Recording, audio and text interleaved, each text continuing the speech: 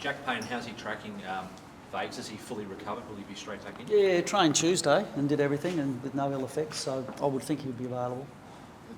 He's a very handy addition because he's played so well this season and probably silenced a few critics of your decision not to go out and recruit a more experienced defender. He's been very, very good this year as a young guy coming. Yeah, he's been excellent. I mean, he's up there amongst the better tall defenders in the competition on his form so far. Obviously, he's got to continue that, but he's been great to start the year.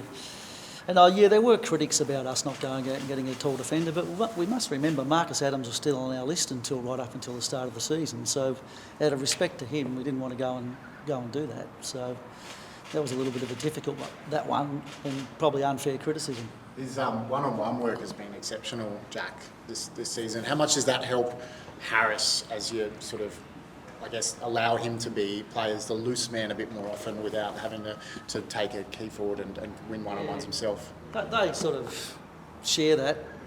They're both capable of intercept marking and they're both capable of playing one-on-one, so there's no real set pattern to it. They both do it. I mean, I think Payne's taken a lot of intercept marks as well, so and won a lot of one-on-one. So, no, in tandem, they're a good pair.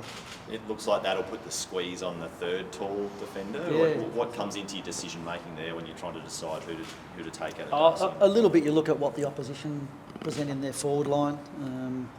So that'll be a major part of it. It's pretty hard. It's obviously a difficult decision to make between Darcy Gardner and Ryan Lester fundamentally, which I think is what you're referring to. We haven't completely made that yet because we want to get through training. It's a nice problem to have, but one bloke's going to be happy and one bloke's probably going to be a bit disappointed because they've both been really good players for us. You have no shortage of options to replace Dane. Harry Sharp, how do you feel he responded going back to the VFL? Yeah, Harry did well. Played a really good game. Jimmy Tunstall played well. Dev Robertson played well. Jared Lyons played a good game. Jackson Pryor had a great game. So we've got quite a few options there. And they've all been mentioned this week. And, don't forget we don't have to put a team in until tonight. So we'll do a little bit more selection this afternoon. Why do you think Hawthorn's got this little run of wins against you? I don't know. We had a run of wins against them, and then I think we won 4 in a row, and then they've won the last 3. It's difficult to know. It's spread out over a long period of time, but to be honest with you, it's irrelevant.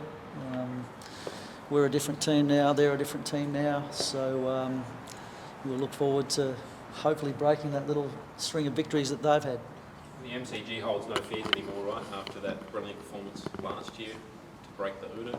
Yeah, we obviously we didn't play well against Geelong in the last final there, but it was a great effort against Melbourne. And the game against Richmond, I think round 2021 was we played really well that night too and just didn't quite get there. So I think we're a much more confident team now going to the MCG and looking forward to the opportunity. Did the bye come at the right time for you guys? Both AFL and VFL team had the weekend off. You've been up for so long. Yeah, it's hard to know that. I don't know. There was nothing wrong with our effort against Adelaide. We just didn't finish our work off in front of goals, and we slipped over too much on the ground. When you just look at it, analyse the game, we pretty much won every statistical area and didn't finish our work. So I'm not sure whether we're ready for a bye or not. I never do know the answer to that question. I guess if we win this weekend, I'll say, yeah, that was good. The bye came at a good time. If it lost, we didn't need the bye. So you do need a rest at some point in the middle of the year, and we've tried to maximise that so that our group are fresh this weekend. What sort of challenge does that young Hawthorn midfield present? Because they were thrust into the fire a bit at the start of the season, and they really all the stats about their contested ball and stuff. They're right up the top for such a young midfield. Absolutely, they're a high-ranking group at stoppage and at contested ball. We're aware of that. So are we, though. We're pretty good at that. So we just need to bring our best effort, knowing that they'll do the same. Where do you stand on the bye, Fags? Is it a rest and refresh, or do you have guys work on things that you may not have otherwise had the chance to do? No, we give them a rest. If you count all our pre-season games, we've been going for 3 or 4 months. It's a pretty hard game, so you've got to take that opportunity to refresh bodies. There's no doubt that the closer you get to the middle of the year, the more bumps and bruises players carry around. So just having that one weekend off, I think, just makes a little bit of a difference. Jack Gunston's obviously playing his former club this weekend. What do you make of his form so far? Yeah, he's it's been a mixed bag in terms of his numbers. If you're just looking at it in terms of numbers, we look at it in lots of different ways. What he creates for other players with the way that he leads and moves and opens up spaces for others. So he plays as a forward very intelligently. He's a player that is involved in quite a few assists that maybe we see that the stats don't always see.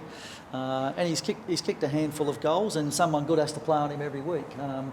He looks like the buys. He's one player. It looks like the buys done really well for him. He was bouncy at training on Tuesday, and I know he's looking forward to the game this weekend.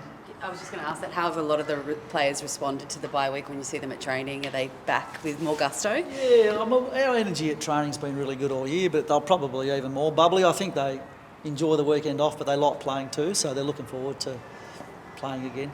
Chris, considering everything that's happened in the last 7 months, is there any personal animosity from you towards the Hawthorn Football Club going into this game? No, I actually love my time at the Hawthorn Football Club. I had 10 great years there. They were very successful years. I have lots and lots of friendships.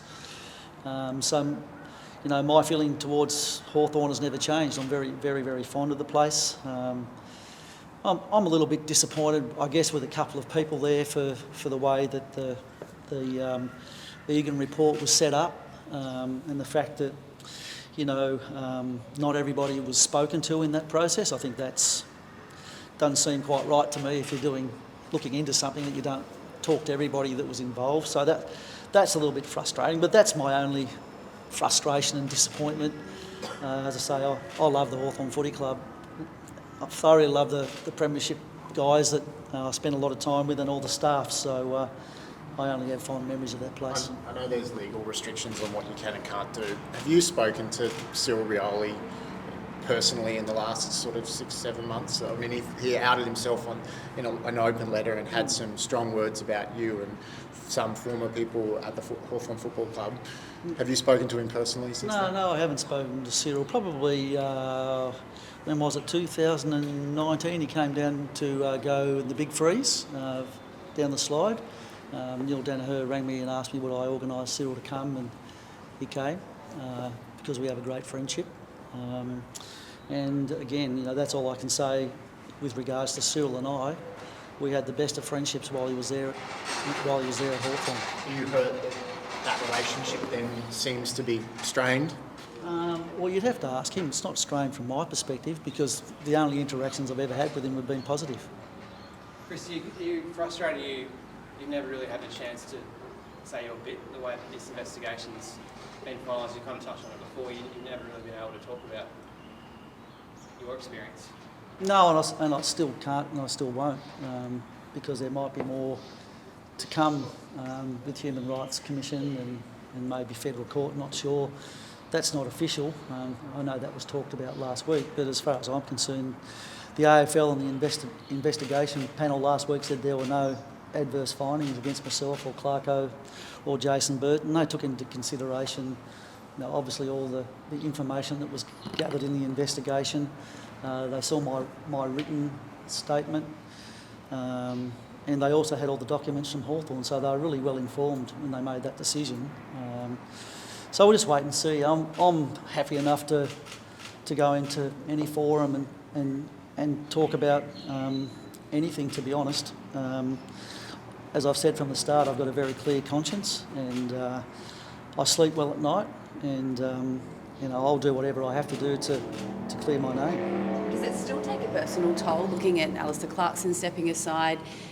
I guess for you, how do you keep coming to training and keep putting the job first?